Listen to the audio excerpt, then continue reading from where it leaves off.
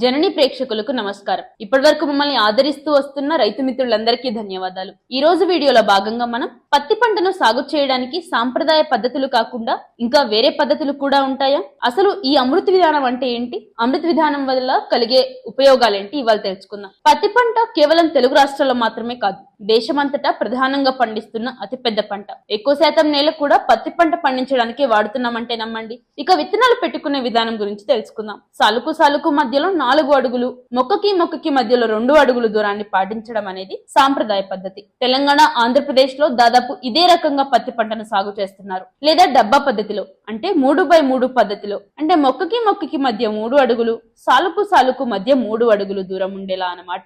ఇలా సాంప్రదాయ పద్ధతులు పాటించి పత్తి పంట సాగు చేసినట్లయితే ఎకరానికి 4000 నుంచి 5000 మొక్కలు సరిపోతాయి. ఒకవేళ మంచి ఎరువులు వాడకపోవడం లేదా మొక్కల్లో తెగుళ్లు ఎక్కువ అవ్వడం మూలాన పంట సరిగా పండకపోతే ఈ వేసిన 5000 మొక్కల్లోనే మళ్లీ నష్టాలు చూడవలసి వస్తుంది.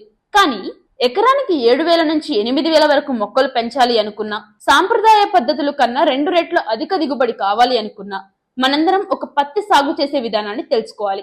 అదే అమృత విధానం. అసలు ఈ అమృత విధానం అంటే ఏంటి ఇప్పుడు చూద్దాం. అమృత విధానం అనేది సాంప్రదాయ విధానాలకు భిన్నమైనది. ఈ అమృత విధానాన్ని అమృతరావు దేశ్ముఖ్ గారు కనుగొన్నారు.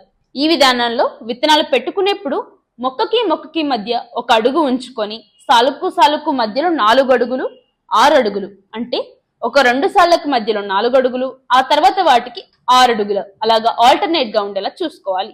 ఇలా విత్తనాలు పెట్టుకోవడం వల్ల 8000 చిల్లర వరకు మొక్కలు నాటుకోవచ్చు అన్నమాట.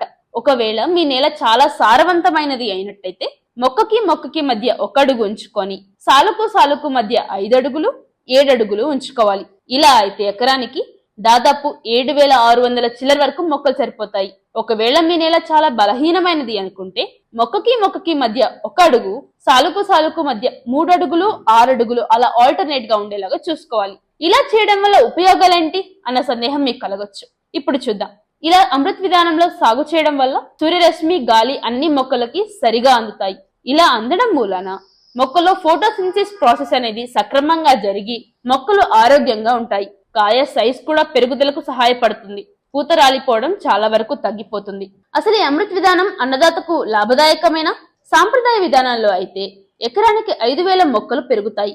అదే ఈ అమృత విధానంలో అయితే ఎకరానికి 8000 వరకు మొక్కలు పెరుగుతాయి. దీనివల్ల అధిక దిగుబడి రైతుల సొంతం అవుతుంది. ఇలా 5x7x1 గాని 4x6x1 గాని పద్ధతుల్లో విత్తనాలు నాటుకోవడం మూలాన సాలుకు మధ్య అవసరమైనంత దూరం ఉంటుంది. దీనివల్ల మొక్క కొమ్మలు విశాలంగా పెరుగుతాయి.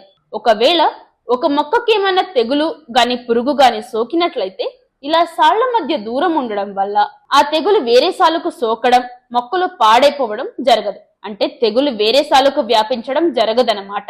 సాంప్రదాయ పద్ధతిలో అయితే పక్కసాల్లో ఉన్న మొక్కలకు కూడా తెగుళ్లు వ్యాపించి చాలా మొక్కల్ని కోల్పోవాల్సి వచ్చేది. దిగుబడి కూడా ప్రభావితమయ్యేది. కానీ అమృత్ పద్ధతిలో ఆ సమస్య ఉండదు. అమృత విధానంలో పత్తి పంట సాగు చేసే విధానం, అమృత విధానంలో సాగు చేస్తే కలిగే లాభాలు తెలుసుకున్నాం కదండి. ఇంతే కొత్త టాపిక్స్ తో మీ ముందుకు వస్తుంటాం. మర్చిపోకుండా సబ్స్క్రైబ్ చేసుకోండి జర్నీ అగ్రి లైఫ్ ని. ధన్యవాదాలు.